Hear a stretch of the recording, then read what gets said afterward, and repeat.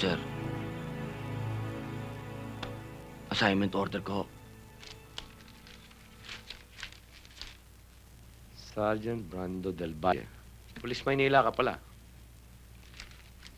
Bibigyan kita ng makakasama mo. Thank you, sir. Sino ba nagpiyasa sa mga taong to?